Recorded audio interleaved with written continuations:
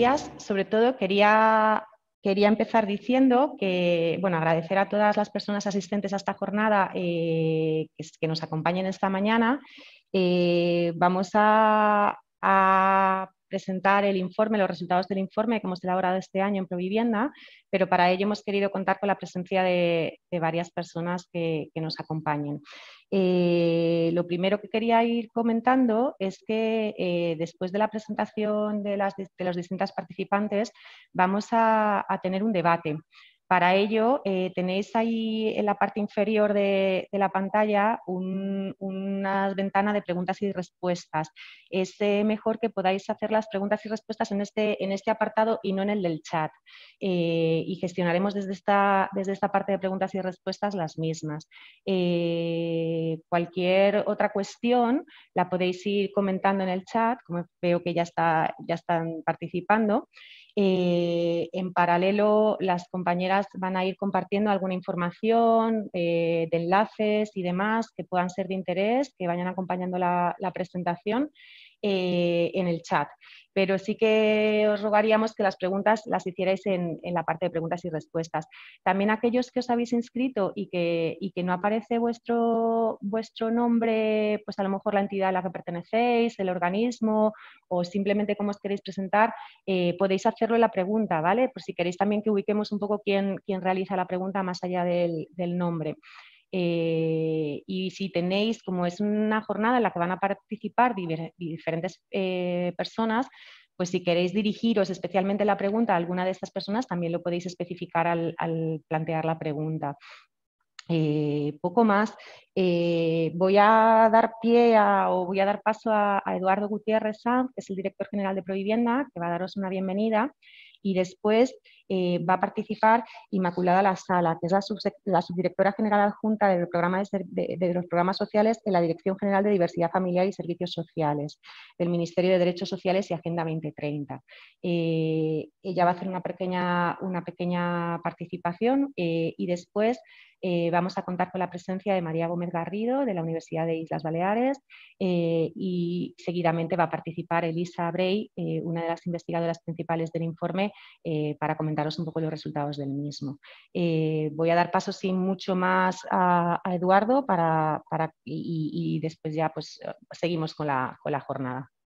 Buenos días, bienvenidas, bienvenidos a la presentación de este tercer informe Cuando la casa nos enferma, redes de apoyo en tiempos de crisis, que es una investigación que, bueno, como acaba de comentar Elena, igual que las dos anteriores, está financiada por la Dirección General de Diversidad Familiar y Servicios Sociales de la Secretaría de Estado de Derechos Sociales, del Ministerio de Derechos Sociales y Agenda 2030. Elena lo ha dicho del tirón, pero a mí me cuesta siempre un poquito más aprendérmela. En primer lugar, pues lo que quiero es agradecerte, Inmaculada, quiero agradecer la presencia y participación en esta jornada de doña Inmaculada La Sala, que es, como bien ha dicho Elena, la subdirectora general adjunta de programas sociales de esta dirección general. También pues, agradecerte, María, doña María Gómez Garrido, que es profesora de Sociología de la Universidad de Islas Baleares, también es miembro del grupo de investigación Desigualdades, Género y Políticas Públicas. Pues muchas gracias a ambas por acompañarnos hoy y también pues muchas gracias por estar aquí con nosotros. También gracias a todas las personas que habéis venido a este acto de presentación online. Como comentaba, este es el tercer informe, es el tercer y último informe de un ciclo de análisis sobre la relación entre la vivienda y las tres dimensiones de la salud, la física, la mental y la social. Y nosotros nos centramos específicamente sobre su impacto en las personas en situación de vulnerabilidad que acuden a nuestros programas de Provivienda. En esta ocasión, en este tercer informe, nos vamos a centrar en esta dimensión social y en la importancia que tienen las redes de apoyo como impulsoras de procesos de inclusión y también a veces de exclusión residencial. Luego lo desarrollarán más mis compañeras, más en profundidad, pero bueno, como luego vamos a ver, las redes de apoyo, ¿no? Una de las cosas que vemos en el informe es que las redes de apoyo, tanto formales como informales, pues pueden funcionar a veces como herramienta y a veces como obstáculo a lo largo de los itinerarios residenciales en las situaciones que hemos analizado, ¿no? Esto tiene un reflejo claro en dos de las principales conclusiones que sacamos. Por un lado, las políticas de urbanismo y vivienda en España durante las últimas décadas no se han configurado como políticas sociales, sino como un motor inestable, un motor económico inestable, ¿no? Altamente mercantilizado, altamente patrimonializado, que lo que ha hecho ha sido generar desigualdad, generar exclusión, generar procesos de segregación territorial. Y por otro lado, ante esta ausencia de políticas sociales de vivienda, constatamos cómo la mayor parte de las personas con las que trabajamos terminan recurriendo a la familia como principal fuente de ayuda ante problemas residenciales, ¿no? Eso cuando tienen este tipo de redes aquí, ¿no? Por eso este apoyo a veces es insuficiente. ¿Cuántas personas durante la crisis inmobiliaria y aún todavía, ¿no?, han tenido que recurrir a sus padres, han vuelto a su casa familiar ante la imposibilidad de hacer frente al pago del alquiler, ¿verdad? Además, cuando estas dos opciones fallan, al final se termina recurriendo a una tercera opción, que son los servicios sociales. Hace apenas unos días leíamos un artículo de Fernando Fantova y de Laura Guijarro, son dos amigos que seguimos y que apreciamos, ¿no? Publicaron un artículo que os animo a leer, donde lo explicaban muy bien. Señalaban esa concepción mayoritaria que tenemos de los servicios sociales como cajón desastre, donde recurrimos cuando todo lo demás ha fallado, ¿no? Como cuando tenemos algunos problemas económicos, laborales, de vivienda, al final la recomendación es siempre, pues vete a servicios sociales, ¿no? Si alguien no puede pagar el recibo de la luz o se ha quedado sin vivienda, pues vete a servicios sociales. Como si fueran los servicios sociales una inmobiliaria de carácter social que fuera a darle las llaves de un nuevo hogar, ¿no? Un poco lo que quiero decir es que no se acude a los departamentos de vivienda para resolver esta situación, sino a servicios sociales, ¿no? Este cajón de desastre que comentaban Fantova y Jarro, ¿no? Pues esta reflexión tiene mucho que ver con el informe que presentamos hoy y también por eso coincidimos en una de las recomendaciones que luego contaremos, ¿no?, que es la necesidad de una diferenciación, integración entre los distintos sectores de la política social, ¿no?, entre la política de servicios sociales y las políticas de vivienda y de urbanismo, ¿no?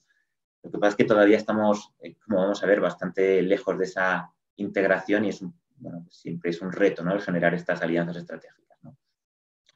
Esta última reflexión, y ya voy terminando, cuando leía el informe yo sentía que también nos interpelaba a Provivienda en cuanto a entidad, ¿no?, como organización de iniciativa social, que precisamente venimos trabajando con Fernando Fantova, venimos reflexionando en los últimos años sobre cuál es nuestro valor añadido, cuál es el valor añadido que aporta Provivienda, y que pasa por nuestra especialización sectorial en vivienda, que pasa por la capacidad que tengamos de generar cambios, de generar innovación escalable y reivindicable. Y es en el marco de esta especialización donde tienen un papel estratégico las alianzas que hemos venido generando en estos años para promover desde un enfoque de derechos la personalización de los servicios, que vamos a hablar después, creo, de esto, y para generar también autonomía, ¿no? Y también para generar la integración relacional en entornos comunitarios, ¿no? Venimos trabajando con Hogar Sí, venimos trabajando con Emaús, con muchas otras entidades, y también con agentes que tienen posicionamientos diferentes a los nuestros, ¿no? Pero bueno, digamos que este informe a nivel entidad nos deja muchos retos y no quería dejar de comentarlos en esta presentación, ¿no?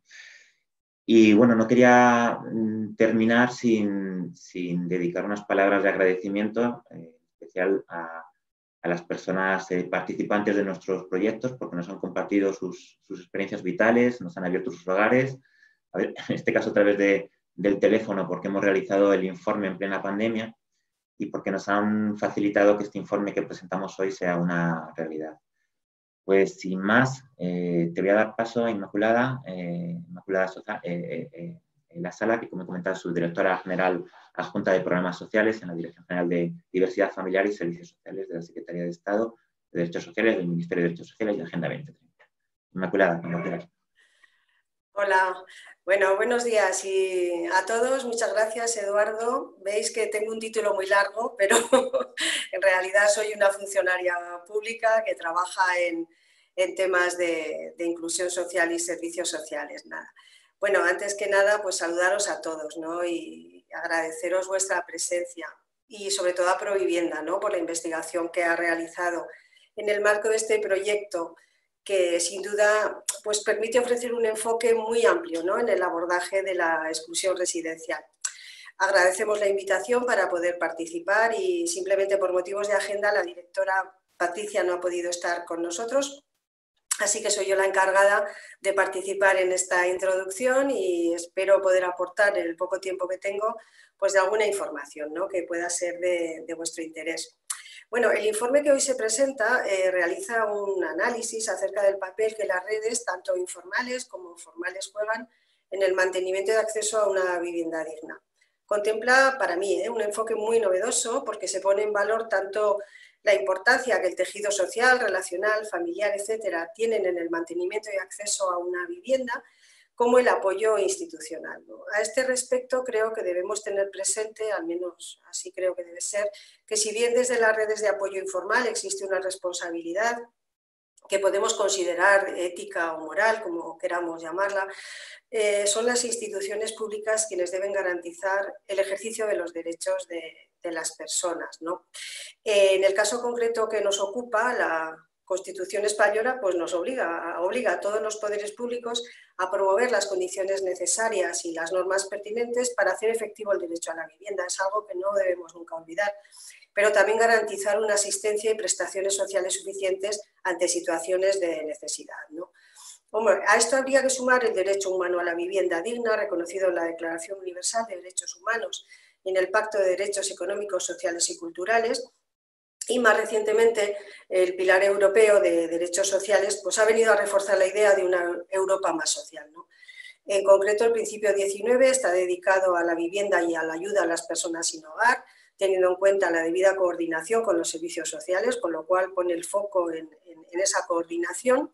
Y, por tanto, todo esto está en línea también con lo que España está apostando, ¿no? Y es que en el plan de ejecución del pilar social se desarrolle, siempre que sea posible, se aborde la posibilidad de realizar una estrategia a nivel europeo destinada fundamentalmente a las personas que están sin hogar, ¿no?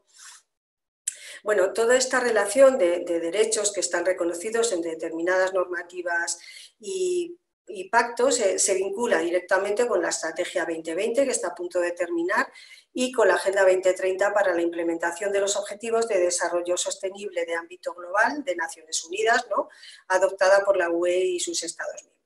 Pues bien, para poder dar cumplimiento a todos estos preceptos y objetivos, bueno, pues contamos con instrumentos normativos, presupuestarios y estratégicos que deben ser movilizados a todos los niveles, desde los niveles de la administración pública, fundamentalmente, cada uno de acuerdo con su nivel de competencias y responsabilidad, fundamentalmente a través del sistema de servicios sociales, tanto de atención primaria como especializada, que son los que garantizan una red de atención de carácter universal. Comentaba ahora Eduardo que efectivamente son el recurso a que las personas que están en una situación de exclusión residencial acuden como la solución para todos los problemas. Los servicios sociales llegan hasta donde llegan, por eso es fundamental el facilitar o el promover esa coordinación con los servicios de vivienda, ¿no? Desde el Ministerio pues, se quiere reforzar esta ley de servicios sociales, es fundamental, y los presupuestos generales del Estado para 2021 que se están debatiendo en el Congreso y en el Senado, bueno, pues contemplan un notable incremento de las partidas presupuestarias destinadas al plan concertado, ¿no? De prestaciones básicas de servicios sociales. Y además en la Dirección General pues estamos trabajando en un proyecto que está financiado por la Comisión Europea en el marco de las reformas estructurales, que tiene el objetivo de avanzar en la definición de un marco común de la cartera de servicios y prestaciones en todo el Estado, así como la creación de un sistema de información que permita hacer transparente la actuación del sistema de servicios sociales, ¿no?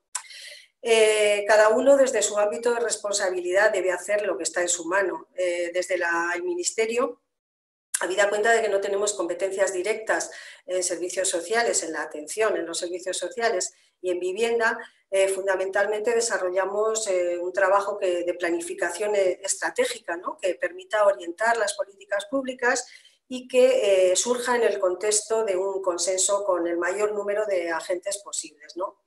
Desde luego, para que la planificación estratégica sea eficaz, tiene que establecer una adecuada coordinación y cooperación con las 3 administraciones públicas, en cada uno de sus ámbitos sectoriales y con el tercer sector de acción social y los agentes sociales, ¿no? Esto es fundamental en el caso que nos ocupa, ¿no? Sabéis que en el Ministerio de Derechos Sociales y Agenda 2030 no podemos trabajar de manera aislada y lo estamos haciendo con el de Movilidad y con el Ministerio de Movilidad y Agenda Urbana, o con el de Justicia, por ejemplo, en cuanto a la colaboración de los servicios sociales en los procedimientos judiciales, o con el Ministerio de Transición Ecológica en lo relativo al bono social y a los suministros básicos, o con el Ministerio de Inclusión y Seguridad Social en lo que al establecimiento del ingreso mínimo vital se refiere, ¿no? Lo mismo debe suceder en el ámbito económico y así es entre las consejerías correspondientes de Acción Social y de Vivienda para garantizar una efectividad de esas políticas públicas, ¿no? Si me permitís, yo quería hacer en esta breve exposición una referencia a los marcos estratégicos con los que contamos, que están más vinculados con la exclusión residencial. En primer lugar, la Estrategia Nacional de Prevención y Lucha contra la Pobreza y la Exclusión Social de 2019 a 2023. Tenemos recorrido aún para desarrollarla, que supone pues bueno, una acción del Gobierno en este ámbito de lucha contra la pobreza y que supone también un buen ejemplo de los esfuerzos que todos los actores relevantes para la integración de las diferentes políticas en esta lucha contra la pobreza se está realizando, ¿no? Esta estrategia se implementa a través de planes operativos anuales donde se concreta el presupuesto y las medidas concretas, ¿no? Hay un objetivo específico en esta estrategia dedicado a la vivienda, que implica sobre todo el compromiso del Ministerio de Movilidad y Agenda Urbana y del de Transición Ecológica, como os comentaba anteriormente, ¿no? Este compromiso, bueno, ha permitido llevar a cabo algunas acciones muy necesarias en el tiempo de crisis sanitaria que estamos sufriendo, en el que la exclusión residencial se ha manifestado como uno de los principales obstáculos para que las personas puedan garantizar, en primer lugar, su salud.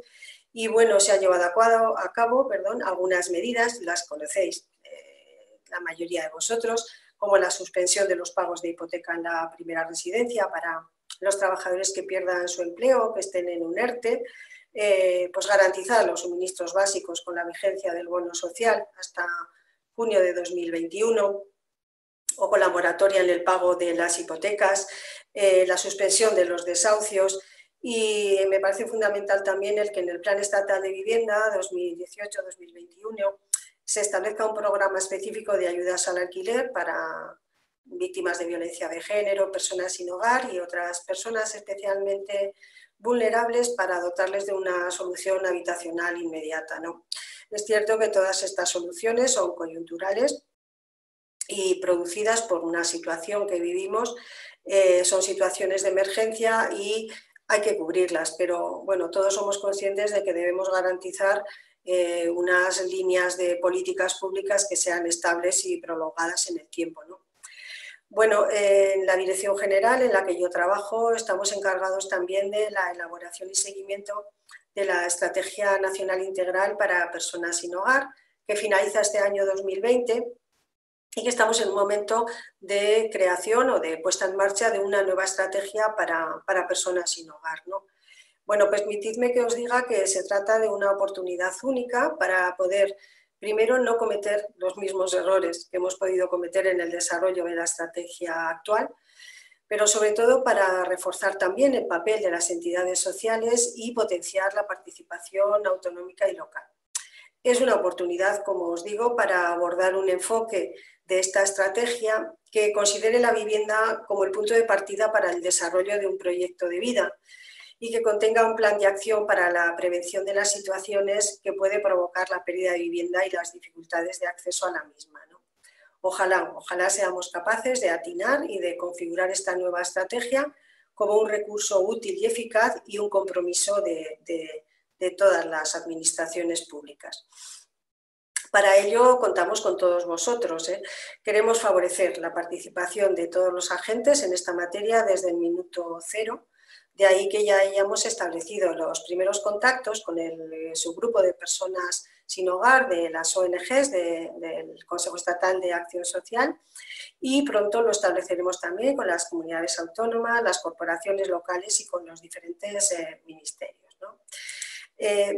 Debemos ser capaces de alinear la nueva estrategia con vías de financiación adecuadas.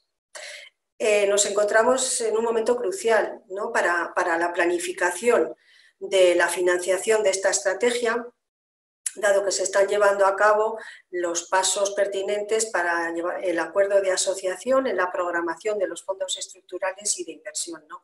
En concreto, desde el Fondo Social Europeo y desde el Fondo Europeo de Desarrollo Regional, el FEDER, hay que intentar conectar ambos fondos para poder hacer realidad las acciones de vivienda y en coordinación con Acción Social, considerados los principales instrumentos, ¿no?, de financiación.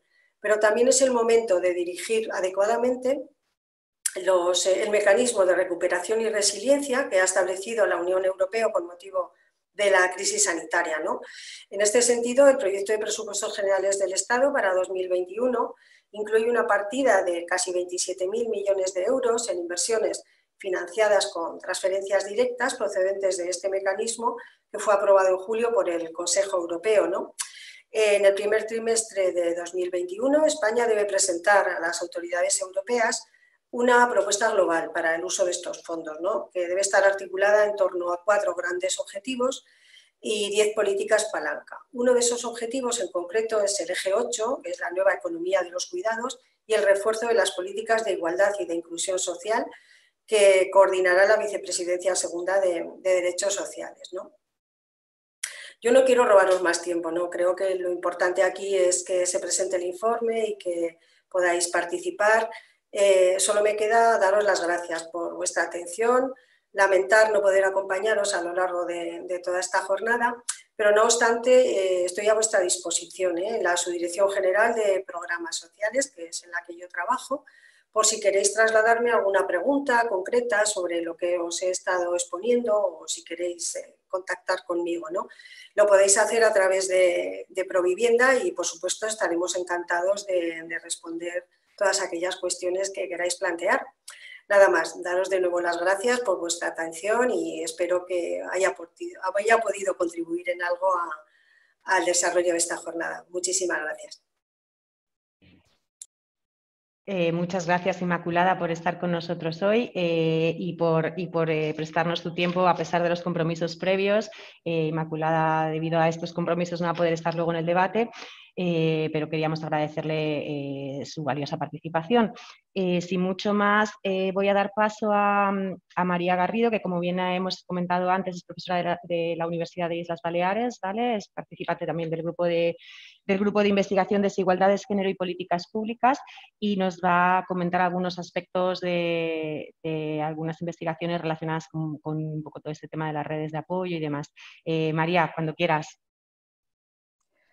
Muchas gracias, Elena. Bueno, pues gracias a Provivienda por invitarme a participar hoy aquí. Gracias por ese trabajo que estáis haciendo y por este informe. Si os parece, comparto pantalla, a ver si soy capaz. Que antes he sido. ¿Sí? ¿Veis la pantalla? Me han invitado hoy aquí para hablar un poco de redes de apoyo mutuo a partir de una investigación que realizamos el Grupo Desigualdades, Género y Políticas Públicas en el que participo, ¿no? Y bueno, voy a presentaros un poco lo que es resultados de ese estudio y de otros estudios que hemos ido leyendo. Entonces, no voy a hablar específicamente de la cuestión de vivienda, que entiendo que esto lo va a cubrir Provivienda con el informe, sino en el papel que han jugado las redes de apoyo mutuo en el periodo de la crisis anterior a la pandemia. Lo he titulado Derechos Sociales y Redes de Apoyo Mutuo. Vaya, pues ahora voy a tener un problema. Vale, sí. Por una cuestión, y es que cuando pensamos en el apoyo y en el bienestar de una persona, en el sostenimiento un poco de la vida, hay varios elementos que participan ahí, ¿no? Y uno es, por supuesto, el de los servicios públicos, que bueno, en el Estado español tenemos un modelo de welfare mix, por el cual los derechos sociales vienen garantizados por esa combinación de a servicios públicos y entidades del tercer sector, que muchas veces realmente son un agente también importante de políticas públicas, ¿no?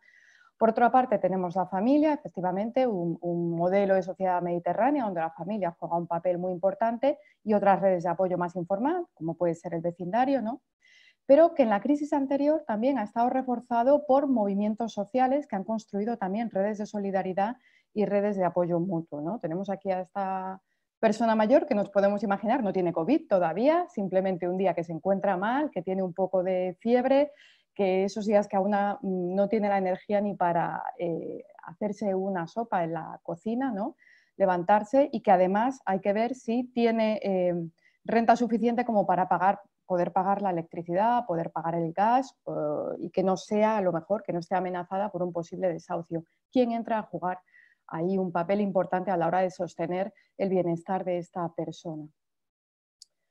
Bueno, pues si miramos al primer agente que hemos visto, el del estado del bienestar, el de los servicios públicos, tenemos que hay una transición en los años 90 y 2000. Por un lado, pensemos que es un periodo ya de hegemonía neoliberal, en realidad mundialmente, ¿no? Donde hay determinados servicios públicos que empiezan a tener una gestión privatizada.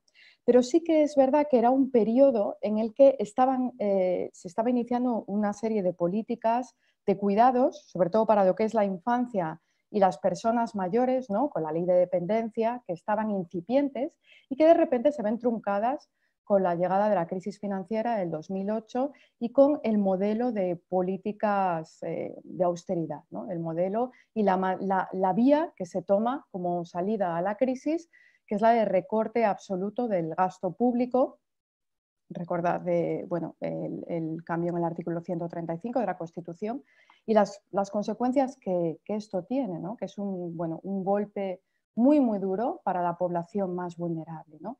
Esto se da en un contexto donde además había una serie de políticas públicas infradesarrolladas, yo diría algunas prácticamente inexistentes, como es la vivienda. La vivienda, como bien ha mencionado la subdirectora Inmaculada La Sala antes, ¿no?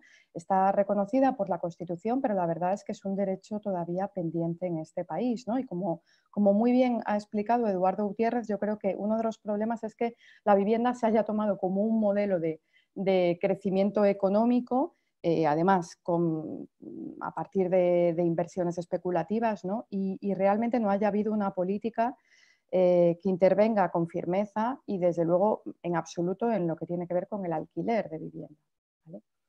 La garantía de rentas también bastante débil, un sistema de garantía de rentas en esos momentos también bastante débil y unos servicios sociales, que es ese cajón desastre, como bien habéis mencionado, donde acudimos, pero que están bastante fragmentados, que aún necesitan coordinarse un poco más, ¿no? Que son fundamentales, no lo olvidemos y ahora lo estamos viendo y juegan un papel fundamental, pero que les falta aún poder fortalecerse. El otro actor fundamental, la familia, bueno, pues tenemos una sociedad que da un gran valor a la familia, no se diferencia tanto, a veces pensamos que esto es mediterráneo, pero bueno, estudios de Inés Calzada, de otras personas demuestran que realmente como valor en el imaginario está más o menos en el conjunto de Europa. Pero aquí lo que tenemos es una situación estructural que nos hace que por la ausencia de determinadas políticas públicas las personas tengan que recurrir a la familia, ¿no? Esa primera crisis, los recortes que hay, la paralización de políticas de cuidados, lo que va a suponer es una fuerte presión económica y responsabilidad, ¿no? En las familias, lo que se ha llamado una refamiliarización de los cuidados. Esto lo ha estudiado Luis Moreno y Pau Mariclos, Margaleo. Bueno, hay muchos autores que han trabajado sobre esto.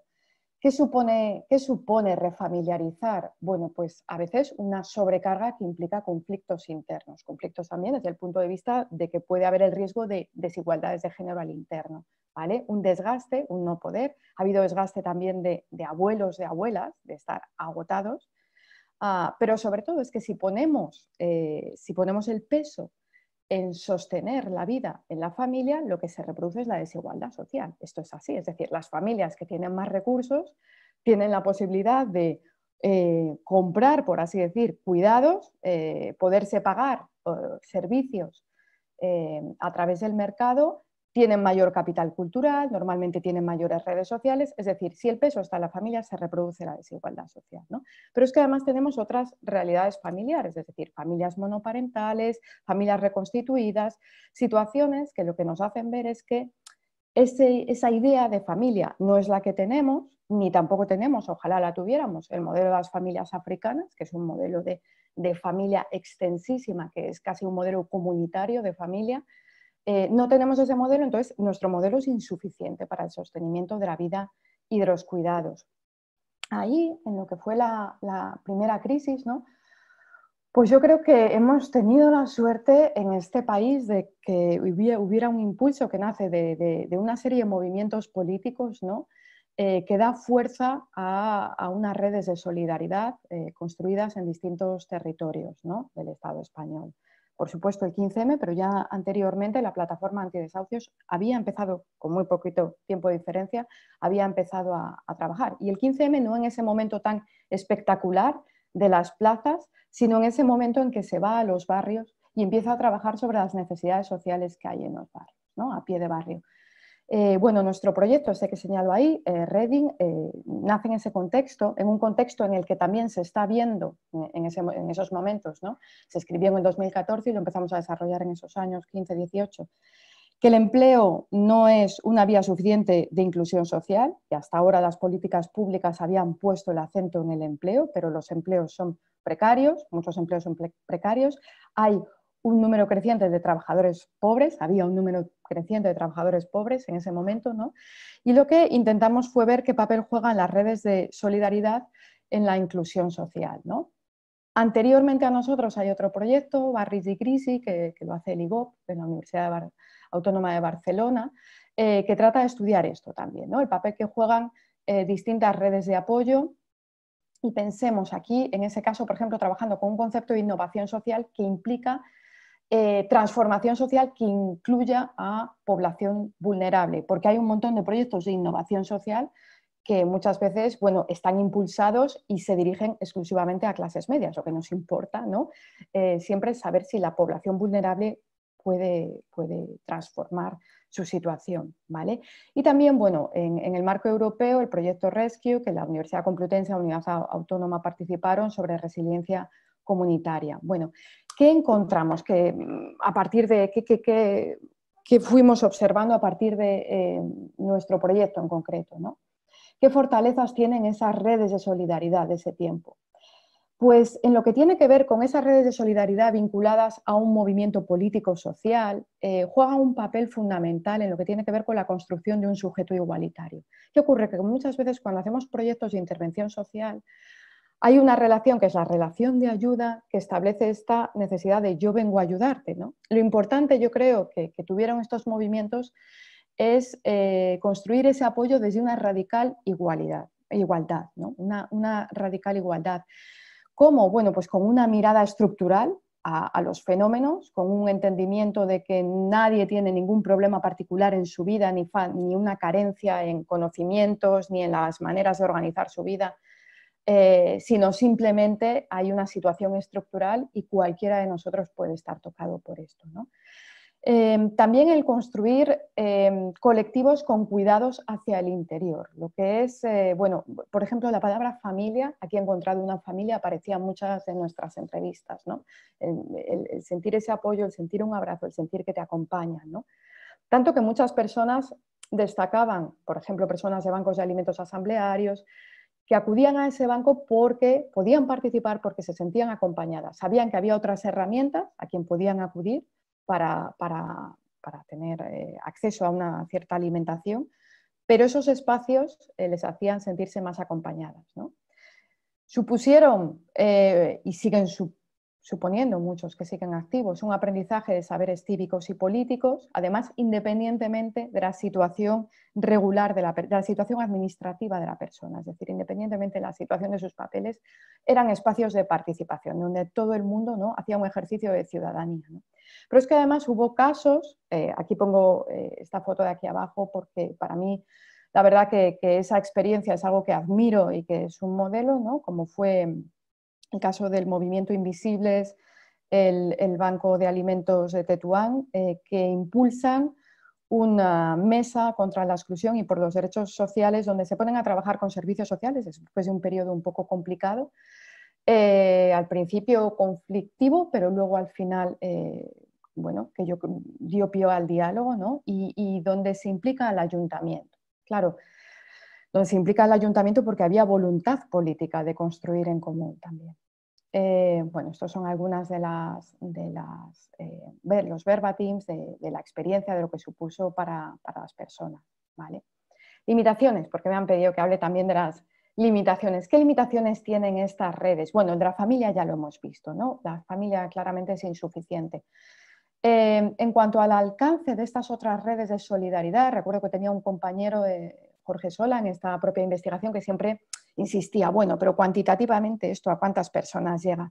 Bueno, pues a lo mejor el alcance es verdad que puede que fuera limitado cuantitativamente, es decir, que no abarcaba a toda la población en vulnerabilidad. El proyecto, por ejemplo, que se hizo en Cataluña, lo que veía es que en aquellos barrios más vulnerables, donde no había una tradición activista, construir esa red dependía de la intervención o bien del tercer sector o bien de las instituciones públicas, de hacer proyectos de intervención comunitaria. ¿Vale? Si realmente la zona el tejido estaba muy roto, la población estaba muy vulnerabilizada y no había una tradición de activismo, era difícil. Estos son los resultados del proyecto Barris y Crisi en Cataluña, ¿no?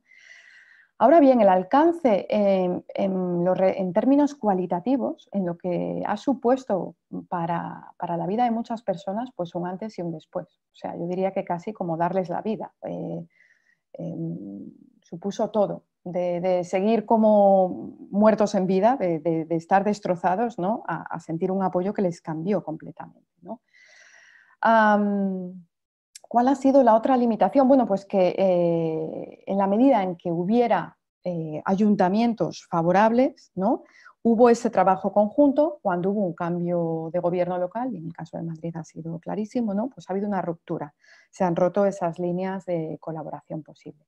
¿Cuál es la situación que tenemos ahora en el escenario de la pandemia? Bueno, yo creo que podemos aprender mucho de la crisis anterior y lo estamos viendo, ¿no? La importancia de garantizar derechos sociales, por supuesto la sanidad, pero también replantearnos los cuidados y el sistema de garantía de rentas, que yo sí que entiendo y creo que desde luego el gobierno a nivel estatal actual está intentando que la salida de la crisis no sea la misma que fue la crisis anterior, porque aquello fue un desastre. O sea, no puede haber recortes en un momento de crisis cuando la población está más vulnerabilizada, ¿no? Por otra parte, ver cómo plantearnos modelos de cuidados más allá de los límites de la familia. Se va totalmente del marco y de los objetivos de esta presentación, pero es algo que nuestro grupo está empezando a indagar. Cuestiones como el cohousing, pero un cohousing que sea inclusivo, no un cohousing que hay proyectos muy bonitos, pero insisto, a veces lanzados desde las clases medias, ¿no? Un cohousing intergeneracional. Hay modelos de cohousing, por ejemplo, en los países nórdicos, pero dirigidos a personas mayores, cómo poder hacer proyectos intergeneracionales y que sean interclasistas también, ¿no? Comunitarizar el cuidado, formar sistemas de comunitarización del cuidado, ¿no? Creo que ha habido algo muy bueno en esta pandemia y es que, algo que no he dicho antes, ¿no? Que las personas mayores solas quizás en la crisis anterior quedaron más fuera del alcance estas redes de apoyo con un componente más político y sin embargo en la pandemia tanto por redes de apoyo que existían ya como por otras, por ejemplo aquí en Mallorca se ha creado la Xarxa de Suport Mutu en pleno confinamiento y el primer objetivo ha sido vamos a ver qué pasa con las personas mayores que están en sus domicilios, vamos a ver si hay personas que están solas, vamos a ver si hay personas que necesitan apoyo, ¿no? Bueno, pues yo creo que poder lanzar y plantearnos una coordinación entre estas iniciativas de las redes de apoyo, el tercer sector y los servicios públicos, ¿no? es una asignatura a desarrollar y que nos tenemos que plantear. Y creo que iniciativas como el trabajo que ha hecho Provivienda pues son de agradecer. Así que nada, yo si os parece lo dejo por aquí y luego ya en el debate podremos seguir. Muchísimas gracias, María, por tu interesante aportación. Ahora vamos a dar paso a Elisa Bray, que es una de las investigadoras principales del informe de Cuando la casa nos enferma, redes de apoyo en tiempos de crisis. Elisa nos va a hablar un poco de todo esto, de lo que ha anticipado un poco María, de las redes de apoyo, de los diferentes tipos, de esa diversificación de apoyo en distintos tipos de redes, poniendo el foco un poco en este caso sobre temas de vivienda, ¿no? Elisa, cuando quieras. Ahora sí, se me había olvidado. Bueno, pues buenos días. Muchas gracias, Elena, por darme la palabra. A todos por vuestra asistencia. Es muy emocionante para mí presentar el resultado de estos meses de trabajo con el resto del equipo. Vamos a hablar efectivamente de redes de apoyo en tiempos de crisis. Primero deciros que nos vamos a centrar en lo que es la salud social, que ha sido reconocido como una de las dimensiones de la salud, según la Organización Mundial de la Salud, en su definición de 1946. Vamos a analizar esta relación que la salud social tiene con la vivienda, entendiendo lo que es la salud social como la habilidad para la adaptación y la autogestión ante los cambios y desafíos del entorno, así como la capacidad para desarrollar relaciones satisfactorias con otras personas. Tenemos dos componentes en esta definición de salud social: adaptación y autogestión por un lado, capacidad de desarrollar relaciones satisfactorias con otras personas por el otro, y precisamente el concepto de redes de apoyo, que es el que vamos a analizar en este informe, es el que nos permite recoger estas dos dimensiones del concepto de salud social. Las redes de apoyo son un elemento clave para la adaptación al entorno por un lado, y a su vez son un indicador de las relaciones satisfactorias. Para explicaros mejor cuál es el recorrido que nosotros en el informe hemos llevado a cabo, os presento esta infografía. Os presentamos, ¿no? Aquí tenemos la salud social arriba, la integración residencial abajo. ¿Cómo se relacionan ambos?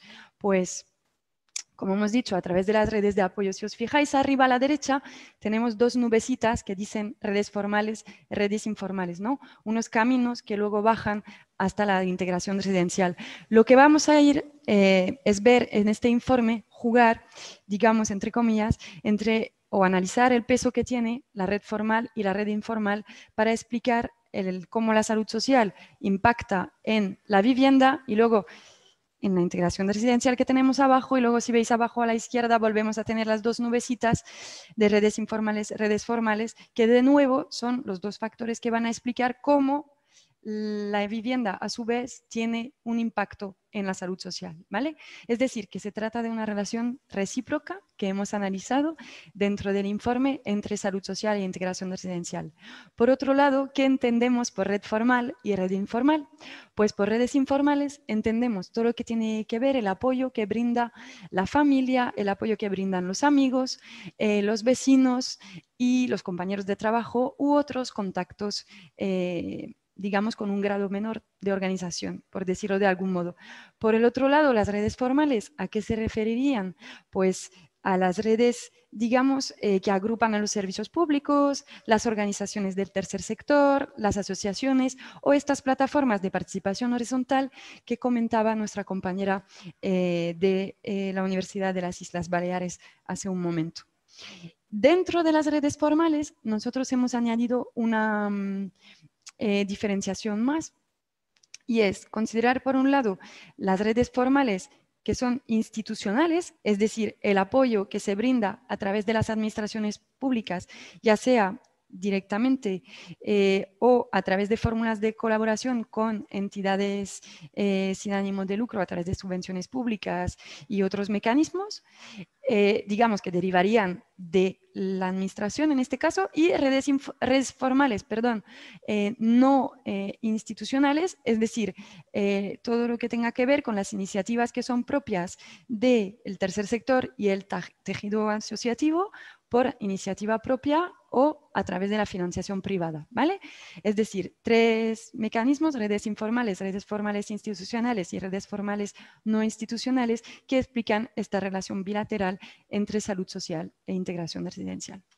Vale, ¿y cómo hemos analizado esta cuestión en el terreno. ¿Qué hemos hecho? Analizar esta relación en 4 situaciones de exclusión residencial. La primera, la de vivir sin techo o sin vivienda. La segunda, la de vivir en vivienda insegura por distintas circunstancias que luego explicaré. La tercera, por vivir en una vivienda inadecuada, que también explicaré más en detenimiento después. Y en cuarto lugar, también hemos analizado las situaciones que tienen que ver con la crisis de asequibilidad de la vivienda que, digamos, cobra especial importancia y magnitud a partir de la crisis del 2008. En cada una de estas situaciones hemos analizado la relación bilateral entre salud social y vivienda. ¿Cómo lo hemos hecho? A través de 59 entrevistas con participantes de los programas de Provivienda e informantes claves en 3 territorios, Madrid, Granada y Tenerife. También hemos utilizado, además de estas entrevistas, datos cuantitativos de la encuesta de bienestar psicológico y exclusión residencial de Provivienda del año 2019 y fuentes secundarias varias, encuestas del Instituto Nacional de Estadística, del Centro de Investigaciones Sociológicas, también estadísticas de varios ministerios y de Eurostat, que es esta oficina europea de estadísticas. Entonces, unas breves estadísticas para también en la línea de lo que comentaba nuestra compañera de María sobre el contexto previo que tenemos antes de la crisis sociosanitaria. Nosotros también, obviamente, como la mayoría ya lo sabéis, las redes informales en España son un soporte fundamental, sobre todo la familia. Eso lo hemos visto a través del trabajo de campo, también a través de los datos cuantitativos. En caso de enfermedad, el 84% de las personas recurren en primer lugar a familiares o amigos cercanos, también para encontrar un lugar donde vivir, hasta un 60% recurriría en primer lugar a familiares o amigos, también para encontrar un empleo, lo haría el 37,4% de las personas encuestadas, me parece que fue una encuesta del INE. Además, y eso nos lo demuestra la encuesta de Provivienda a población vulnerable y a población general, es que el estado de la vivienda va de la mano de la salud social. En este caso, hemos visto que un 21,7% de las personas que habitan en viviendas mal conservadas no dispone de redes de apoyo, frente al 8,7% de las personas que residen en viviendas en buen estado. Es decir, que van de la mano, como decía, se refuerzan una a otra la falta de redes de apoyo y el mal estado de la vivienda, ¿no? No son factores independientes el uno del otro. También hay que decir que la salud social no solamente es una cuestión importante antes de la pandemia, sino que desde el comienzo de la crisis sociosanitaria que estamos viviendo desde marzo de 2020, pues es una preocupación preponderante, y esto lo hemos observado a través de datos de un estudio piloto sobre bienestar emocional del CIS, publicados en junio de 2020, justo después del confinamiento severo que todos hemos tenido que vivir.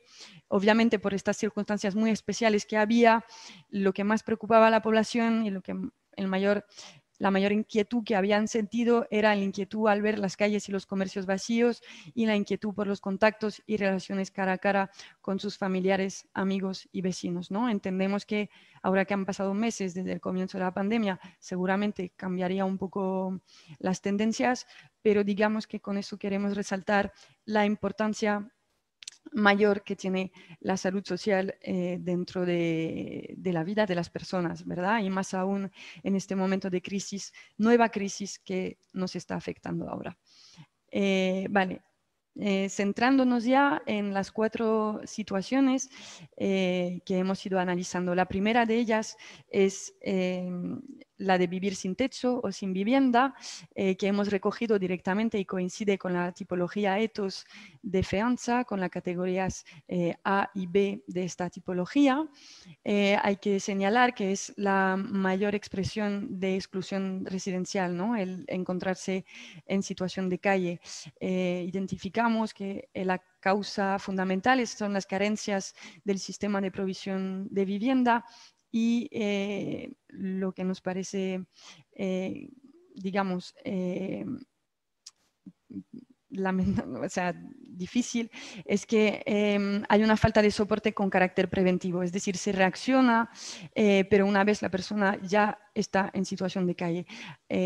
Además, la posibilidad de revertir esta situación normalmente viene de la mano de las redes formales, es decir, de entidades sociales, de la ayuda prestada indirecta o indirectamente desde las instituciones públicas, y es una pena, digamos, que no haya un enfoque preventivo, porque en cuanto las personas salen de la calle, entran en una vivienda, esto propicia una especie de círculo virtuoso con las redes de apoyo, permite la reactivación en concreto de redes informales, por ejemplo, con amigos y con familiares que antes eran inoperativas e incluso se rompieron en ocasiones antes de llegar a la situación de calle, ¿no? Sin embargo, aunque tiene como efecto positivo la reactivación de redes informales, uno de los riesgos cuando la persona sale de la situación de calle es la persistencia del estigma, ¿no? Como nos decían algunas personas, no tengo relación con los vecinos porque me miran mal, y ahí pensamos que sería importante tener en cuenta la mediación vecinal, ¿no? Llevar a cabo una mediación vecinal y un enfoque integral. De todos modos, sin duda, disponer de una vivienda a través de programas como Housing Led o Housing First y otros, sin duda es el primer paso para un proceso de inclusión social, ¿no? En este sentido, pues la vivienda es un anclaje fundamental para este proceso de inclusión. La segunda categoría, la de vivienda insegura, corresponde con la categoría C de la tipología ethos de fianza. Aquí lo que hemos podido analizar, y lo veréis con más detenimiento y detalle dentro del informe que ya tenéis disponible en la página web, es la situación de niños, niñas y adolescentes en situación de desamparo familiar, la cuestión de las mujeres víctimas de violencia de género y la situación de las familias afectadas por un desahucio, ¿vale?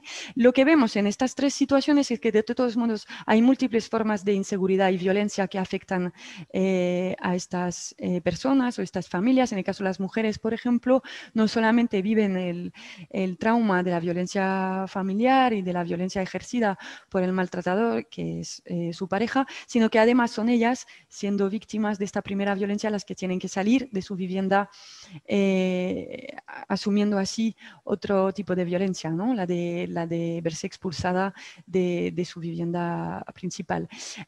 Digamos que en estos casos hay un papel, tanto en violencia, bueno, sobre todo en violencia de género y en desamparo, hay un papel ambivalente de la familia, porque la pareja o los padres, en el caso de los niños, son los que, digamos, de alguna manera propulsan la expulsión del niño, el adolescente, la niña o la mujer del hogar familiar, pero también la familia, sobre todo la familia extensa, es la que recoge, que ayuda a esta mujer víctima de violencia o a este niño, niña, adolescente, y luego cuando el adolescente llega a los 18 años de edad, pues es el que también la familia, los padres vuelven a darle cobijo muchas veces. Con lo cual, bueno, pues ahí tenemos un papel ambivalente de la familia en cuanto a los centros de acogida. Para mujeres y niños, pues atienden sin duda a situaciones de emergencia, pero lo que hemos detectado es que la vivienda permite la creación de vínculos estables y duraderos con un territorio y la normalización del proceso vital, ¿no? La salida de la vivienda insegura mejora la confianza y la seguridad, pero de nuevo es necesario un apoyo continuado e integral, sobre todo porque las personas que han pasado por una vivienda insegura muchas veces han pasado por una situación traumática, ¿no? Nos decían unos entrevistados que han pasado por un proceso de desahucio, que ahora con los años aprendimos que la información nos da mucha tranquilidad, saber lo que viene, eso nos quita el miedo, ¿no? También hay que señalar, que eso lo hemos visto en el trabajo de campo, en los datos también lo señala un informe de la ONU sobre la cuestión, hay un claro impacto de la COVID-19 en la violencia de género, hay un aumento del 32% en las llamadas del 016 de marzo a agosto del 2020, si comparamos con 2019, son unas 11.000 llamadas más en 6 meses. Justo vuelve a los niveles anteriores en septiembre, que coincide con la vuelta al cole de los niños. No sé si sabemos si es coincidencia o no, pero bueno, eso es lo que hemos observado.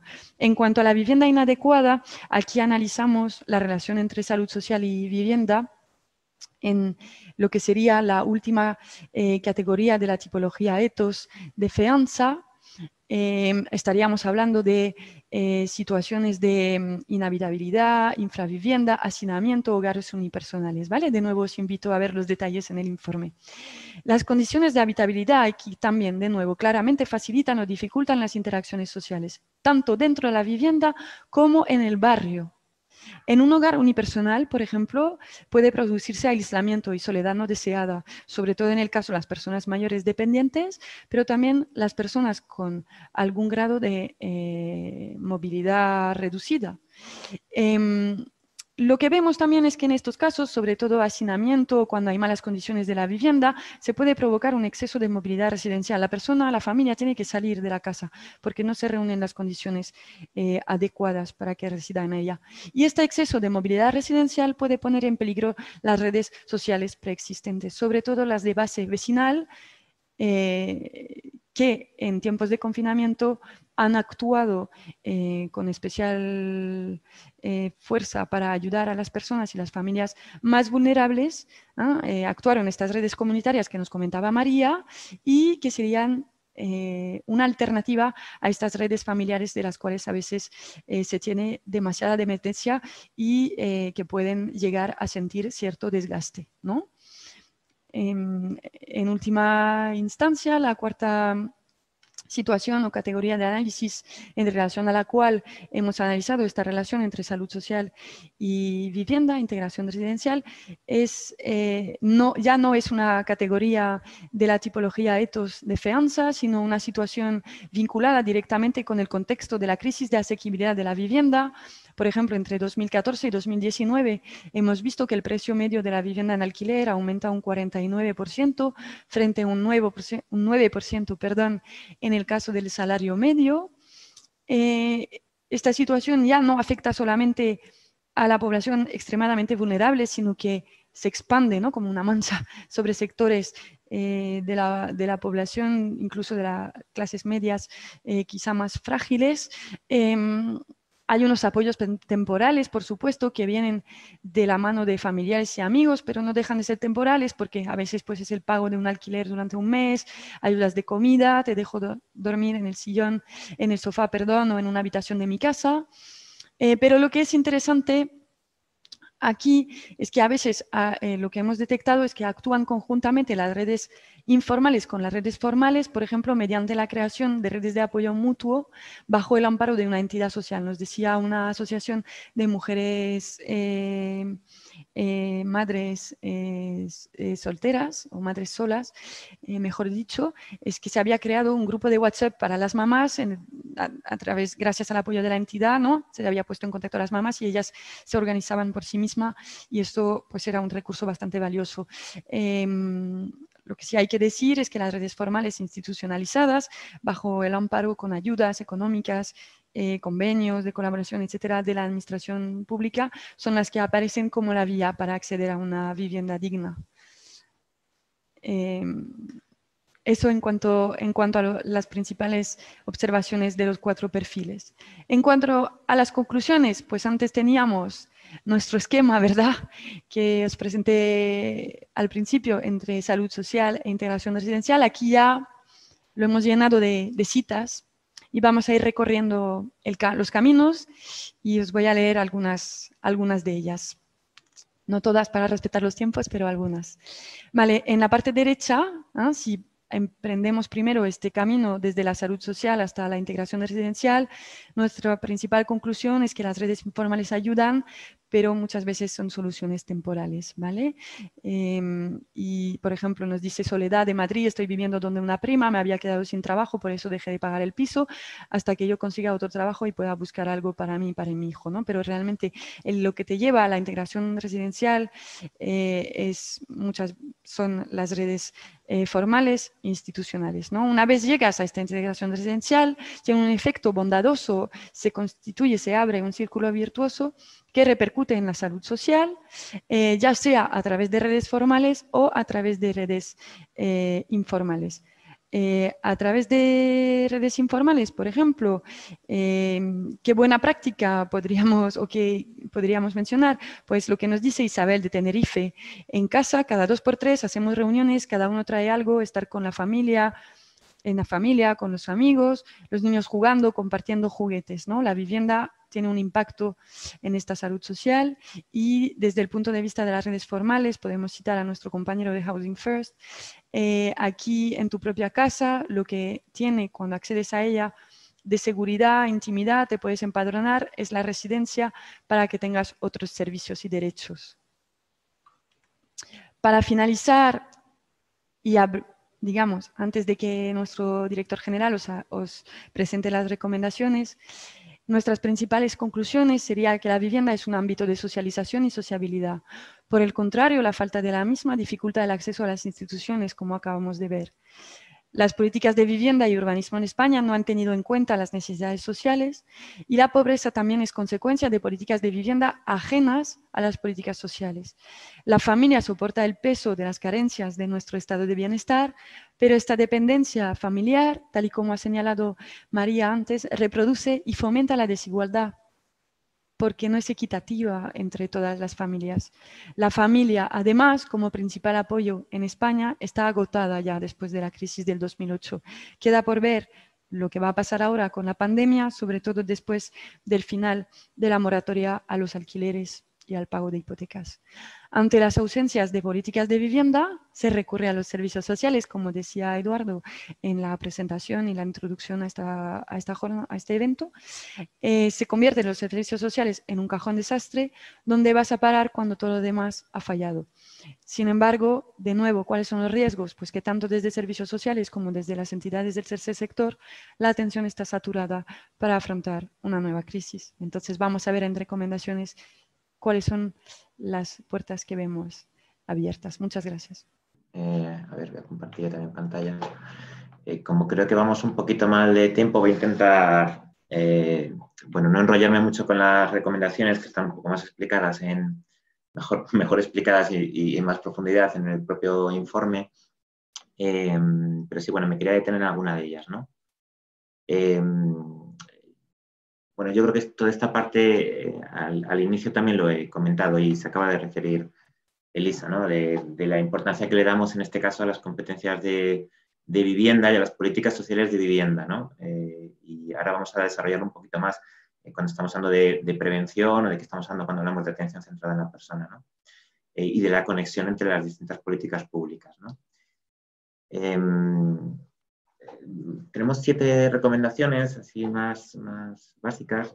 La primera tiene que ver con la atención centrada a las personas y cómo potenciar la personalización. En especial nos estamos refiriendo a situaciones como exclusión residencial o dependencia, ¿no? Pero quizá lo primero sería conveniente explicar a qué nos estamos refiriendo cuando hablamos de personalización o de individualización. Nos estamos refiriendo a que, obviamente, a que las personas, los individuos, tienen fortalezas, tienen capacidades y, sobre todo, también tienen preferencias. Y poner, por tanto, estas preferencias y estas capacidades y estas fortalezas en el centro de los cuidados y de los servicios que reciben, ¿no? Para eso es fundamental, como indicamos ahí, que se promueva una cartera de servicios diversa y adaptada a los diferentes casos y necesidades concretas. Estamos hablando en el fondo de un cambio de modelo que permita un ajuste de lo que llamamos intervención en función del caso, donde pongamos a la ciudadanía como, pues en el centro como foco de atención, ¿no? Que sean las propias personas las que identifiquen sus necesidades y que puedan tomar decisiones sobre los apoyos que quieren o no recibir. Y esto es fácil decirlo, pero luego es todo un reto el hacerlo, ¿no? Estamos hablando realmente de una transformación del sistema. Esto nos ha pasado, por ejemplo, en Housing First y el cómo poner en el centro a las personas y potenciar su toma de decisiones es un reto constante de día a día, vaya. En ese sentido, pues sí que aplaudimos experiencias que han venido a a impulsar este cambio de modelo, ¿no? Un ejemplo sería la estrategia vasca para personas sin hogar, ¿no? Que sí que incluye algunos paradigmas nuevos, entre ellos la utilización del enfoque de atención centrada en la persona, o también ahora que bueno, pues con todo el tema de personas dependientes, de personas mayores, estamos hablando de las situaciones también de soledad no deseada, el cómo se tiene que intentar, ¿no? proveer, o que el objetivo último sea que la provisión de los cuidados de larga duración sea en las propias viviendas de las personas cuando sí lo eligen, apoyando y poniendo los recursos necesarios para evitar la salida del domicilio, ¿no? Entonces, bueno, pues ahí sí que uniéndolo con la investigación, sí que pensamos que en esta parte de salud social, el potencial en la salud social de la persona es claro, ¿no? Se pueden mantener las relaciones sociales estando en tu propia vivienda, las relaciones familiares, se realiza la intervención en un entorno conocido y es, digamos, en definitiva, el sistema el que se adapta a la persona y no al revés, ¿no?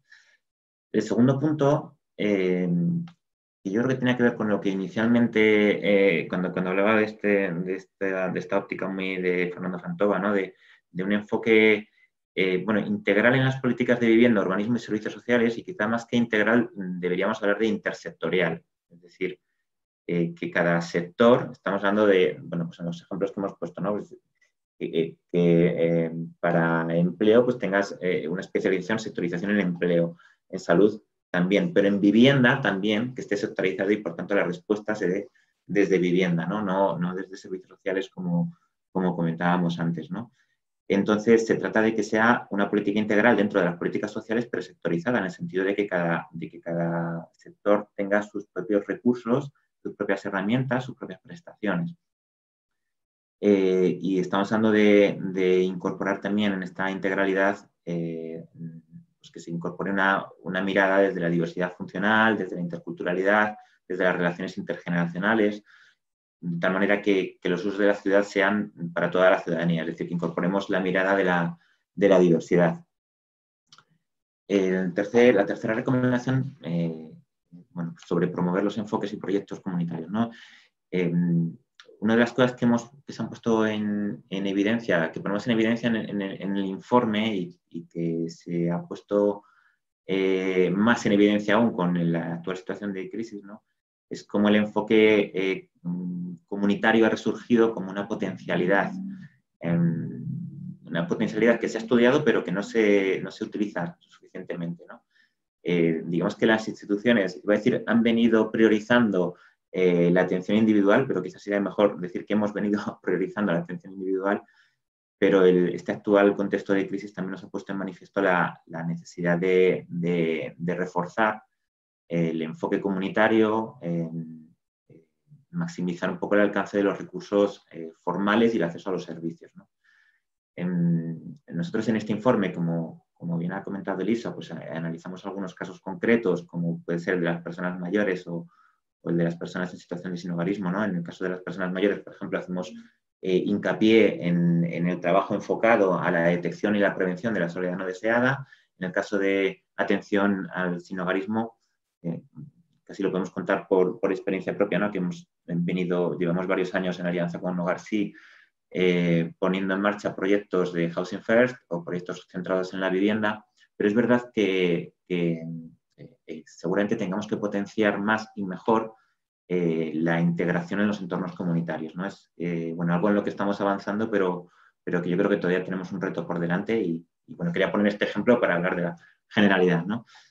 Al final de lo que estamos hablando, bueno, también me gustaría hablar de la importancia que pueda tener también el trabajo en las comunidades de vecinos a través de proyectos de dinamización, de intervención comunitaria, donde también se favorezca la generación de lazos informales, la generación de tejer apoyos también para la resolución de conflictos, ¿no? Un ejemplo bastante claro lo hemos visto ahora en esta situación de COVID, ¿no?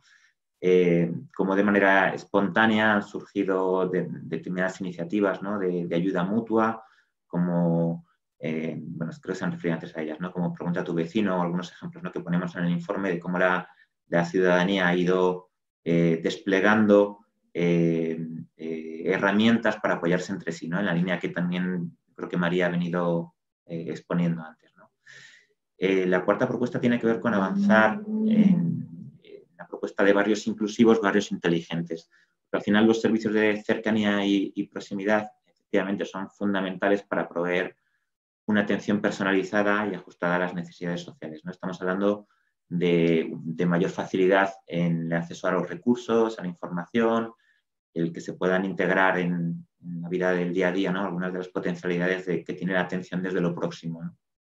Desde ahí, bueno, pues el enfoque desde el barrio puede ser una propuesta que mejore la vida de los mismos, ¿no? Hablamos de conceptos como la ciudad de los 15 minutos, ¿no? Donde pues tengas el acceso a servicios básicos de alimentación, centro médico, a trabajo, que puedas ir a pie, que esté en una distancia, bueno, pues relativamente pequeña, ¿no? Y también ponemos varios ejemplos en el informe, ¿no? El quinto punto, y voy terminando, tendría que ver con generalizar los enfoques preventivos como principal estrategia de lucha contra la exclusión residencial. Esto tiene que ver también con el propio informe de la Comisión Europea sobre exclusión residencial y sinhogarismo que incide en que hay que poner el foco en la prevención, en la falta de vivienda y que tiene que estar en el centro de las estrategias y políticas sobre exclusión residencial. Desde luego, esto está ampliamente demostrado, ¿no? Por muchos estudios cómo la prevención no solo es efectiva, sino que también resulta más rentable en el abordaje de los problemas de vivienda, ¿no? Ya lo he comentado al inicio también Inmaculada, ¿no? Porque la Estrategia Nacional para Personas sin Hogar vigente de 2015-2020 habla de prevención, excepto que habla de prevención, pero bueno, adolece luego, como conocéis, de un despliegue, de una dotación presupuestaria y digamos que aplaudimos esta iniciativa que comentaba Inmaculada de volver a impulsar una nueva estrategia, ¿no? Y desde ahí sí que pensamos que el enfoque preventivo tiene un papel fundamental, ¿no? En sexto lugar, pues hablamos de promover la digitalización de los servicios de atención social, ¿no? Digamos que la pandemia, iba a decir que nos ha impulsado, pero quizás sería más correcto decir que nos ha obligado a multitud de profesionales del ámbito social a repensar nuestras intervenciones y la forma en la que se realizan, ¿no? Digamos que durante los meses más duros del estado de alarma, especialmente en los del confinamiento domiciliario, bueno, pues digamos que limitamos toda actividad que no fuera imprescindible de manera presencial y lo extendimos al ámbito telemático, ¿no? Pero sí que nos fuimos dando cuenta cómo había determinadas fórmulas dentro de este cuestionamiento de la presencialidad absoluta, ¿no? Cómo en determinadas situaciones la vía digital también puede ser una buena alternativa para agilizar algunos procesos, como puede ser pues, primero registro, recogida de datos, información específica sobre procedimientos, mientras que luego los encuentros presenciales tienen que orientarse más a generar el vínculo, a abordar las problemáticas personales y a generar sobre todo un espacio de encuentro, ¿no? que pueda potenciar también este impulso de las redes, ¿no? De hecho, por ejemplo, pues nosotros sí que hemos venido trabajando, por ejemplo, el ejemplo de José que ponía antes, pues en una guía de recomendaciones para profesionales para intervenir en el contexto COVID, pero que nos puede servir también de manera posterior, ¿no? De cómo distinguir este tipo de trabajo que podemos hacer a distancia del trabajo que podemos hacer, donde debemos priorizar lo presencial. Y ya por último, pues estaríamos hablando también de aprovechar la financiación europea para la inclusión residencial. Aquí, al final, lo que estamos hablando es que los fondos estructurales suponen una oportunidad para afrontar los grandes retos sobre inclusión residencial y sobre inclusión social. Esto también se ha referido Inmaculada al inicio, ¿no? La nueva programación 2021 a 2027 incorpora los fondos FEDER, los fondos, también el Fondo Social Europeo, debería incluir la concreción en políticas, de las políticas de los objetivos de inclusión activa. Estamos hablando de favorecer el aumento del parque de vivienda en alquiler, estamos hablando del parque de vivienda de alquiler social y asequible, estamos hablando de regeneración urbana, de impulsar los enfoques preventivos que he comentado antes o los enfoques centrados en la vivienda para las situaciones de sinhogarismo, ¿no? También hablamos en las recomendaciones de la oportunidad que suponen los fondos de reconstrucción, los Next Generation, que también podrían articular una serie de propuestas orientadas a la mejora de la inclusión residencial, ¿no? Bueno, en todo caso, un poco lo que venimos a decir es que no nos permitamos, de nuevo, iba a decir, la infrautilización de fondos como el que hemos experimentado en la última planificación, ¿no? Que que son amplias las necesidades sociales y residenciales que tenemos en este país, ¿no? Para utilizar un mayor número de recursos disponibles para poder atajarlas. Y bueno, yo creo que hasta aquí terminamos más o menos Muchas gracias, terminamos las recomendaciones. Y si queréis, Elena, pues ya podemos pasar al debate. Muchísimas gracias, Eduardo, por la presentación. Muchísimas gracias, Elisa, también. Nos hemos retrasado un poquito con los tiempos, es verdad, y tenemos una serie de preguntas. Voy a ir respondiendo algunas, si os parece, por la vía del chat, mientras otras las voy planteando en alto para no tratar de dilatar mucho o pasarnos mucho de la hora, ¿vale? Si queréis, comienzo con un comentario de Marta Domínguez de la Universidad Complutense de Madrid, del proyecto Bupaci, y hablaba es una pregunta específica para María, ¿vale? Hablaba de los barrios, efectivamente los barrios más débiles, o sea, los barrios más vulnerables son los barrios más débiles en redes sociales, ¿no? Como presentaba María. Y hablaba comenta Marta, en un estudio del CIS se ve que los que han ayudado en la crisis de la pandemia son jóvenes y los de edades intermedias, y que los ayudados son los mayores y los de clase baja. Por eso parece que hay diferencias entre la primera crisis y esta segunda, como bien dices, respecto a los mayores, que en la primera eran tomados como target político y ahora como destinatario de ayudas. ¿Podrían abundar más en este tema? Bueno, si alguien quiere hablar, María. Bueno, lo primero, gracias a Marta por la pregunta. Bueno, yo esto lo decía a partir de los resultados del proyecto de Barcelona sobre barrios y crisis. En otras ciudades, al menos en Madrid, o sea, por matizar, cuando hablamos de vulnerabilidad no queremos decir pobreza, es decir, hay zonas que tienen una cierta pobreza y que sin embargo tienen un tejido social fuerte. Se me ocurre Vallecas, ¿vale? Como un barrio modelo en cuanto a ser un barrio que no es de las rentas, efectivamente es de las rentas bajas, comparado con otros barrios, y sin embargo tiene un tejido vecinal, asociaciones, movimientos sociales muy fuerte. El proyecto de Barrios y Crisis de Barcelona lo que veía es que había ciertas zonas donde había una vulnerabilidad en la que se sumaba pobreza y débil tejido social. A mí se me ocurre, por ejemplo, aquí, curiosamente, bueno, curiosamente no es casualidad, zonas turistificadas, donde luego, que eran destinos turísticos antiguos, por ejemplo, ¿no? y ahora mismo están un poco degradadas, donde ha venido a vivir población migrante que tiene su red, que la construye bien, pero que tiene menos acceso a otras redes que le dan acceso a información respecto a servicios públicos, y donde es mucho más difícil precisamente construir ese apoyo. También porque los espacios que se turistifican, de alguna manera, se cargan el espacio público. En cuanto a lo que menciona respecto a las personas mayores, yo creo que es que esta crisis, así como la otra, teníamos muy presente la pobreza, esta crisis ha puesto muy de manifiesto la vulnerabilidad de la vida, ¿no? Y eso ha hecho que las personas de alguna manera enseguida quieran, y las redes de apoyo mutuo giren hacia las personas mayores. Yo no sé si antes habían sido target político, no sé, la verdad que eso no lo podría afirmar. Pero sí que ahora están más presentes, también porque las redes de apoyo se han construido de otra manera, en la que no es necesario ir a una asamblea del barrio, sino que se han buscado otras vías para construirse también. María. Preguntaba Marta Domínguez también sobre por qué la elección de los territorios. Básicamente son territorios que tienen una presencia de oficinas de provivienda, ¿vale? Sobre todo oficinas que tienen una gran variedad de programas que nos permitía recoger toda esta gran variedad y poder establecer esta tipología que ha presentado Elisa, ¿vale? También son territorios con una diversidad territorial en cuanto al tipo de ciudad, que también recogiendo una pregunta que planteaban sobre si esto se puede aplicar a la Comunidad Valenciana. Esto es, como ha explicado Elisa, se aplican en las 3 ciudades de Madrid, Granada y Tenerife. Hay datos que son a nivel estatal, pero el tema de que hayamos trabajado ciudades de distintos tamaños, con distinta configuración, permite poder hacer una relativa extrapolación a otro tipo de territorios, ¿no? No solo son ciudades grandes como Madrid, sino que tenemos ciudades más pequeñas, ciudades medias, ¿no? Entonces, bueno, pues creemos que los resultados, al abarcar una diversidad, pues bueno, podrían ser de algún modo extrapolables a diferentes tipos de territorios. También nos preguntaban Arantxa de la Rioja, ¿no creen que las ayudas es un dinero tirado a la basura? Habrá que hacer cambios legislativos en que la vivienda sea un derecho como la sanidad y la educación, ¿no? De esto ha hablado Eduardo. Yo no sé si, Eduardo, quieres hacer algún apunte respecto a este tema.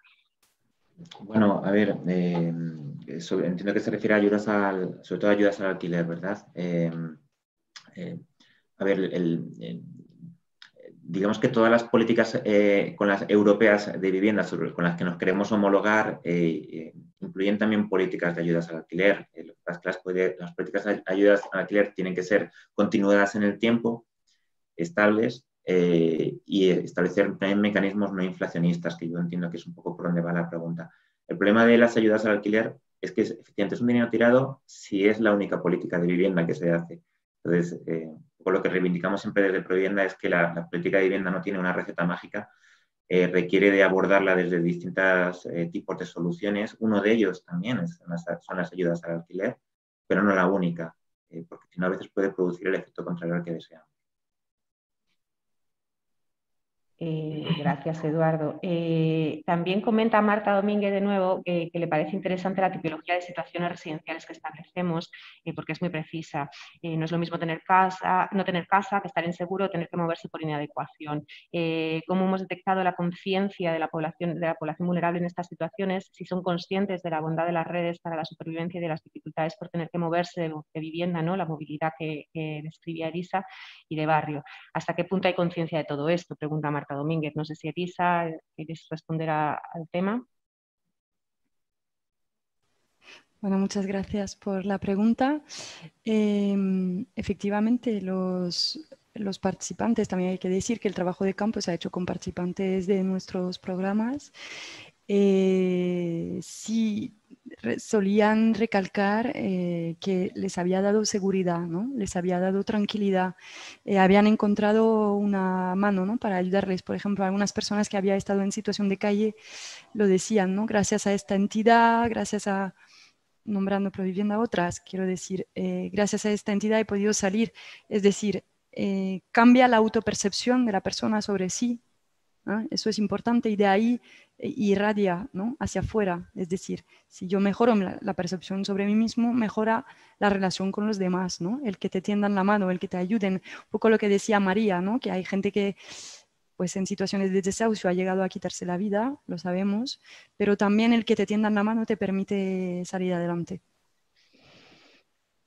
Muchas gracias, Elisa. Nos preguntan en el chat, os invito de nuevo a, si tenéis alguna pregunta más, aunque no tenemos mucho más tiempo, que nos la hagáis en el apartado de preguntas y respuestas, ¿vale? Veo que han lanzado una pregunta en el chat que es sobre cómo afecta a las mujeres los problemas residenciales desde el punto de vista de la salud. Plantean si hay problemas de sobremedicación, violencia de género. Elisa, ¿quieres hacer algún apunte en este sentido también? Sí, sí, ahí creo que hay un tema muy importante, es que las mujeres, ¿no? Hablando de las mujeres específicamente, porque es la pregunta, sufren múltiples procesos de violencia. Además, hemos tenido la oportunidad en Tenerife, por ejemplo, de hablar con gente que estaba involucrada y nos compartió informantes claves, técnicos, su experiencia sobre la situación de las niñas. Lo que parece muy grave es que hay niñas que ya desde la adolescencia están viviendo violencia de género y ya pasan luego a vivir violencia de género siendo mujer, ¿no? Siendo adulta, es decir, y luego si como mujer, aunque no la hayan sufrido de niña o de adolescente, sufren violencia de género, encima que tienen que soportar la situación de maltrato dentro de la casa, son ellas las que tienen que vivir la pérdida de la casa, no el maltratador. Es decir, que se multiplican los procesos de inseguridad y violencia que ellas están sufriendo, ¿no? A su vez, es verdad que a través de los nuevos primeros centros de acogida, luego vivienda donde van a residir, se crean nuevos contactos, pero son personas que por lo traumático que son los acontecimientos que han experimentado necesitan un acompañamiento a largo plazo. Muchas gracias, Elisa. Hay varios comentarios de Lara Columba Jerez. Comenta: genial el informe, es clave las ayudas estables y cubrir la soledad no deseada no solo de mayores, sino también de desempleados y jóvenes. Efectivamente, hemos detectado problemas de soledad, especialmente en personas mayores, pero también en jóvenes es un tema que ha aparecido en varias ocasiones. Y si recuperamos esta idea, ¿no?, de efectivamente, y lo que comenta también Lara, la necesidad de recursos estables de mediación vecinal y comunitaria para cuestiones de hacinamiento y excesos de movilidad residencial, de cambio de la población de los distintos barrios y demás, ¿no? Efectivamente, hablábamos de uno de los planteamientos del informe es este soporte, o sea, que poder llevar a cabo procesos de integración residencial de forma estable y sostenible, pues es una cuestión que requiere un trabajo más a medio plazo, con trabajo de mediación vecinal en muchos casos y comunitaria, y que sobre todo esas capacidades y esas herramientas recaen en las instituciones públicas, ¿no? Comenta un espectador anónimo respecto a esta cuestión del apoyo de la familia, ¿no?, el excesivo apoyo de la familia. Me encuentro viviendo con mis abuelos, tuve que salir de casa por problemas con mi padre, ya que tiene problemas con alcohol y es imposible la convivencia, y necesito salir de casas de mis abuelos y ellos también quieren estar tranquilos. Y lleva así, comentaba también esta persona, más de un año, ¿no? Es un ejemplo de cómo las redes funcionan, pero funcionan en situaciones de emergencia, pero no pueden ser una solución residencial a largo plazo, ¿no?, como también se venía presentando. Pregunta también Daniel García, de ATD Cuarto Mundo, muy interesante, esencial este enfoque que hacéis entre lo comunitario y la vivienda. ¿Hay algún repositorio de buenas prácticas en este sentido? No sé si Eduardo quieres hacer algún apunte o Elisa.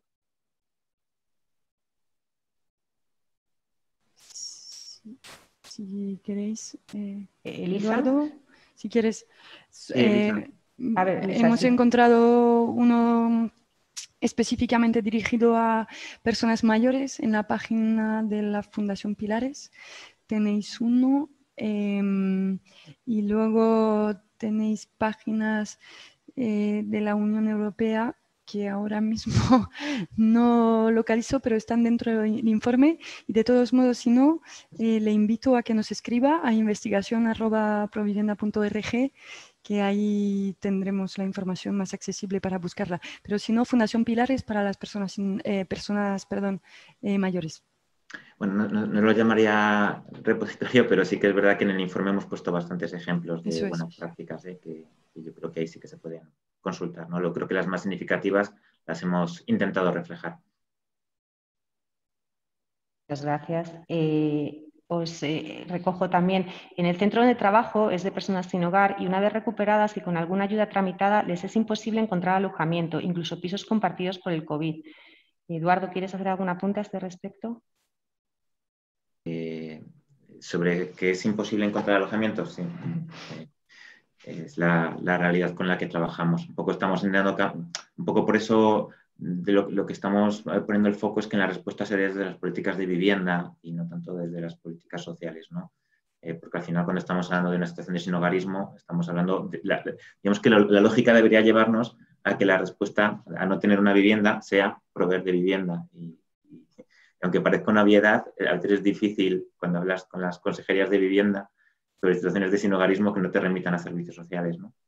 Pero va un poco desde ahí. Nosotros sí que estamos un poco por cambiar este paradigma y empezar por la vivienda y empezar con estos enfoques orientados a la vivienda y desde la vivienda prestar los apoyos, ¿no? Pero desde luego el cambiar las dificultades que tenemos para acceder a una vivienda, pues hay unos problemas ahí estructurales que es difícil dar una respuesta así en un minuto, desde luego, sin enrollarme mucho sobre cómo debería orientarse la política de vivienda para incluir también situaciones de sinhogarismo, ¿no? Lo que sí que está claro es que sí que hemos aplaudido dentro del nuevo plan, o sea, dentro del Plan Estatal de Vivienda se ha modificado durante esta pandemia, incorporando los programas 3 y 4. El programa 3 específicamente tiene que ver con una línea que entre otros recoge las situaciones de sinhogarismo para acceso a vivienda. Es verdad que está muy enfocado a entidades y no suficientemente, como el otro día comentaba mi compañera Sonia Olea de Cáritas, pues quizá no tanto a proveer de salidas autónomas a las personas que se encuentran en esta situación, ¿no? Pero bueno, en todo caso sí que aplaudimos este tipo de avances, ¿no? Gracias, Eduardo. Pregunta Fernando Bardera. ¿Recoge el informe alguna conclusión sobre cómo condiciona el panorama de acceso a la vivienda a los planes de formación de una familia? Pues efectivamente, ¿no? Hablábamos de familia, hablábamos de vivienda, pues sí, es un problema de accesibilidad, de asequibilidad, ¿no? Hay un problema que dificulta la emancipación de las personas jóvenes. Pero bueno, en este sentido no hemos recogido nada. Lisa, no sé si tienes alguna cosa que aportar.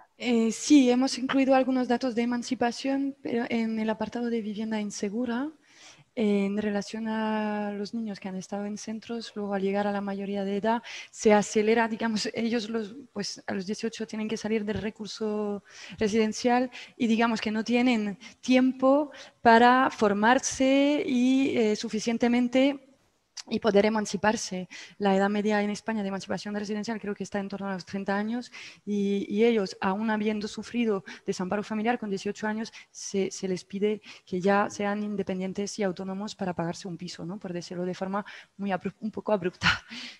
Pero en el informe, en este apartado, sí tenemos un poco más sobre los más jóvenes. Luego, en formación de familia no hemos podido meternos por la amplitud del tema. No quiero, es ya la hora que teníamos acordada, hemos decidido ser bastante estrictas, quedan pocas preguntas, sobre todo son comentarios, lo que queda por hacer. De todos modos, cualquier persona que le haya quedado alguna pregunta, alguien que haya preguntado en el chat y que se me haya pasado a recoger la pregunta, puede escribirnos, ¿vale? Tanto a comunicación@provivienda.org como a investigación@provivienda.org, según el tipo de pregunta que queráis plantear. Muchísimas gracias a todas las personas asistentes, ha sido un placer exponer aquí, contar con la presencia también, de nuevo agradecer a María Gómez, Eduardo, Elisa, muchísimas gracias por la exposición, ha sido muy interesante el debate y bueno, pues nada más, desearos buen día a todas y muchas gracias por la asistencia. Gracias.